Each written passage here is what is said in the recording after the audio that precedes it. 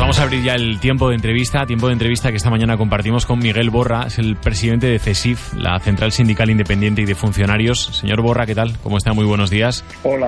Hola, muy buenos días. Un zaragozano al frente del principal sindicato de la función pública, uno de los más importantes sin duda. Se han movilizado este fin de semana, tienen mañana una reunión para negociar la subida del salario de los funcionarios.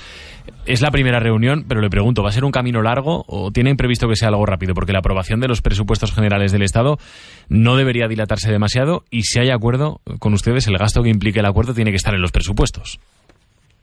Bueno, pues efectivamente este sábado decenas de miles de empleados públicos, de trabajadores de la empresa privada y de ciudadanos en general, pues nos hemos manifestado en Madrid con una serie de reivindicaciones, ¿no? Lo primero era contra el empobrecimiento social, por unas subidas salariales justas, y bueno, el primer efecto que tuvo la manifestación, incluso antes de celebrarse, fue que conseguimos doblarle el brazo al gobierno y que después de 2 años sin negociar subidas salariales para los empleados públicos, porque el año pasado fue una imposición, pues nos vamos a sentar a negociar este miércoles. Como muy bien dice usted, el plazo de presentación de los presupuestos, que la ley marca que tiene que ser 3 meses antes de que concluya el año, pues vamos muy justitos de tiempo. Pero bueno, también es cierto que hay disensiones, como no, y no son las primeras, entre los socios de gobierno, con lo cual pues veremos a ver qué periodo de negociación tenemos. ¿Qué es lo que piden exactamente ustedes? ¿Qué es lo que piden desde CESIF? Bueno, pues mire, los empleados públicos en nuestro país hemos perdido hasta el año 20 el 20% de poder adquisitivo, el equivalente a que, por ejemplo, un médico ha trabajado 18 meses gratis en la última década. En el año 21 la inflación fue del 3,1 y nuestra subida salarial del 0,9.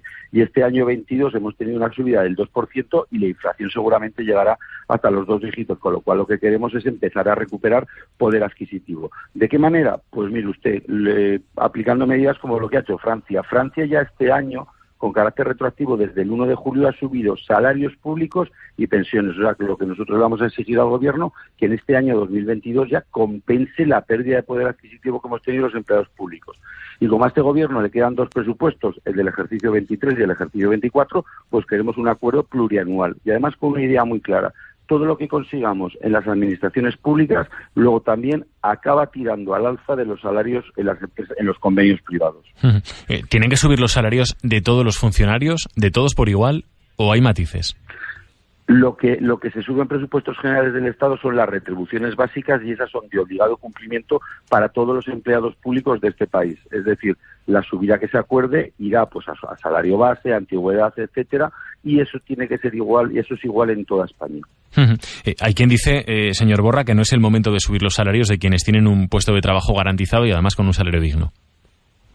En primer lugar, no todos los empleados públicos tienen el puesto de trabajo garantizado porque hay más de 25% de interinidad en las administraciones públicas. Y aquí no estamos hablando solamente, como le digo a usted, de los salarios públicos. También dicen que no deben subir ningún tipo de salario por el problema de la inflación de segunda vuelta.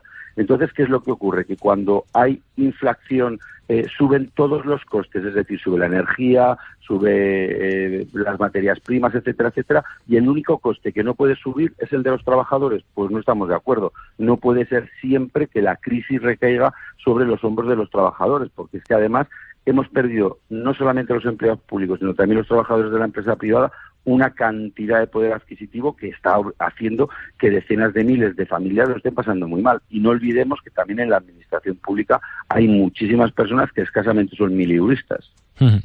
Se han quejado ustedes insistentemente, y de hecho usted ya lo decía al principio, de que no les han atendido ninguna de las llamadas a la negociación que han ido haciendo. Porque ahora sí les atienden, sí es el momento más delicado seguramente desde el punto de vista económico. ¿Qué es lo que piensa usted? Lo decía usted antes, es decir, hay poco tiempo ahora para negociar. Pues no sabemos por qué este gobierno, que por ejemplo su ministra de Trabajo, pues pedía a la patronal de la privada que se sentaran a negociar, ellos que son la patronal de la pública no se hayan sentado a negociar antes. Y desde luego lo que está claro es que la manifestación que tuvimos el sábado, que como se pudo ver en los telediarios de todas las cadenas y como se ha podido ver en prácticamente todos los periódicos nacionales y autonómicos, pues ha sido un rotundo éxito. Y no solamente los empleados públicos, los trabajadores de la privada y los ciudadanos, que le estamos diciendo a ese gobierno que basta, y desde luego el gobierno tiene que dar ejemplo y tiene que marcar el camino de lo que sería la subida también para los trabajadores de la privada, y eso es negociando los salarios públicos. Si no hay acuerdo, ¿va a haber más movilizaciones?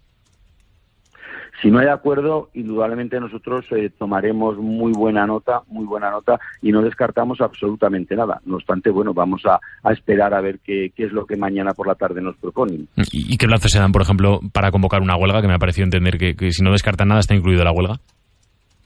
Bueno, no descartamos nada. Yo creo que la huelga es el último recurso y la huelga pues probablemente es un fracaso de la negociación y del diálogo social. Pero no podemos descartarla que esté ahí encima de la mesa.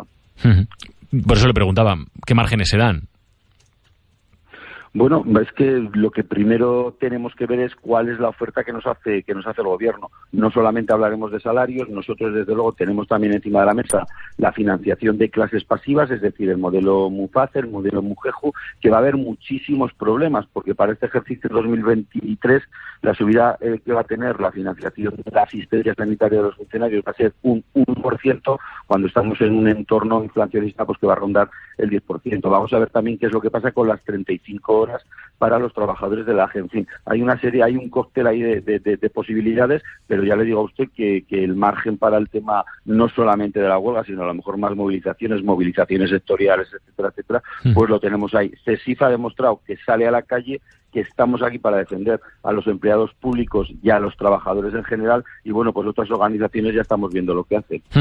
Con lo de las 35 horas, ¿cuál es el planteamiento, o al menos las expectativas con las que se van a presentar ustedes a la reunión?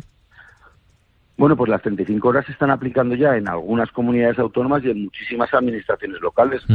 A la administración que también tiene que dar ejemplo de esta situación, pues nosotros lo que le vamos a pedir es que la Administración General del Estado aplique las 35 horas. Este también es un método de generar empleo y empleo de calidad. Entonces, bueno, pues ya le digo a usted que hay una serie de baterías de opciones y vamos a ver el miércoles con qué voluntad va el Gobierno. Desde luego nosotros vamos con la voluntad negociadora total y absoluta, como lo hemos hecho siempre, pero vamos a ver si el Gobierno también va y quiere poner todas las cartas encima de la mesa.